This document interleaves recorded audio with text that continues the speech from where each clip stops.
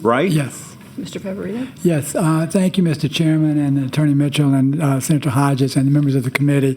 My name is Garland Favorito. I'm a career IT professional, information technology, over 40 years. And the last 13 years I spent primarily in online banking systems, and a lot of that is doing cyber protection of the identities, accounts, and transactions for over 1.5 million customers. I co-founded Voter GA in 2006. We'd like to think that we have led the election integrity movement in Georgia ever since, and I've been an expert witness in several cases throughout the country dating back to 2008. There are a lot of similarities between Louisiana and Georgia. Both have statewide voting system implementations. Both acquired DRE voting systems. And what I think is interesting here that we have just passed in Georgia a similar bill to Senate Bill 226, which basically prohibits foreign adversary goods and components, restricts them from purchase based on the U.S. Department Commerce designations, which are in Senate Bill 226. So I want to commend the legislature and the election officials for seeking to replace the system's paperless voting system. And I just want to also try to give you some suggestions on how to avoid making a mistake that Georgia made when we purchased a $100 million system that is being decertified by the EAC as we speak. So the great part about Senate Bill 226, I believe, is the Section 1362 in regards to, or the Code Section 1362, in regards to the mandating of the new system purchases to incorporate some of the provisions of Executive Order 14248 that Attorney Mitchell has already mentioned. That keeps the option open for federal funding, and it protects Louisiana voters and Louisiana taxpayers at the same time. I think that's very unique and very beneficial to virtually everyone in Louisiana. So when I mentioned Executive Order 14248, I thought I'd just give you a quick little background and then happy to answer any questions. One of the most significant things about the President's executive order in March 25th of this year was Section 4, which orders that the voluntary voting system guidelines that the Election Assistance Commission actually has implemented and is dating all the way back to 2005, they are going to be updated to prohibit all forms of unverifiable voting. And at the same time, all previous certifications are being rescinded. So you have to be very careful in what we're looking at here for the future. They're going to basically move from VVSG 1 to 2. Only 3 vendors are in current version VVSG 2 testing. And neither of the 2 leading vendors even have a system that is being tested on the new standard, which is going to become the standard. So this creates a delicate situation as you're evaluating the new system.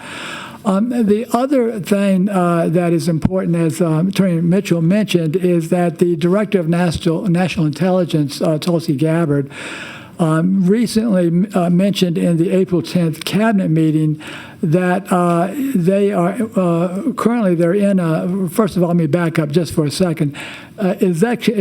Section 6 orders a review and a security report on all electronic voting systems.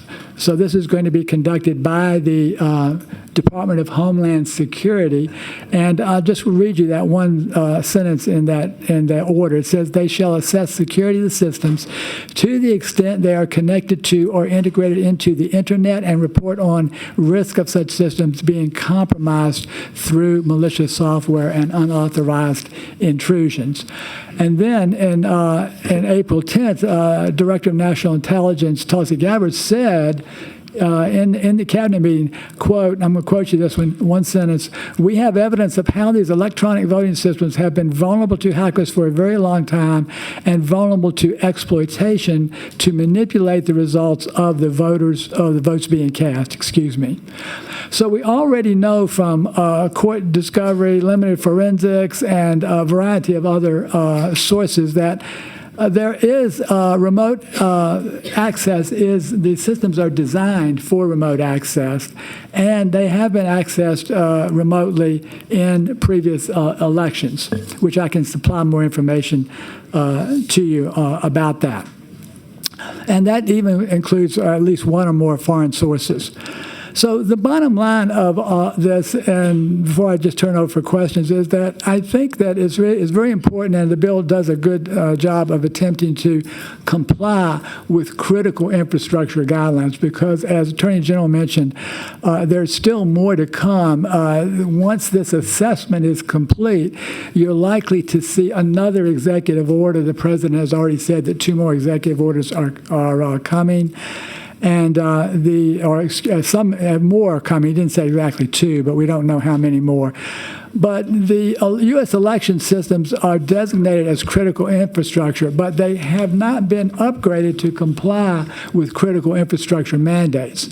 So this assessment that is coming is going to probably assure that a compliance. There are many more federal acts and orders that could end up being imposed in the next executive order.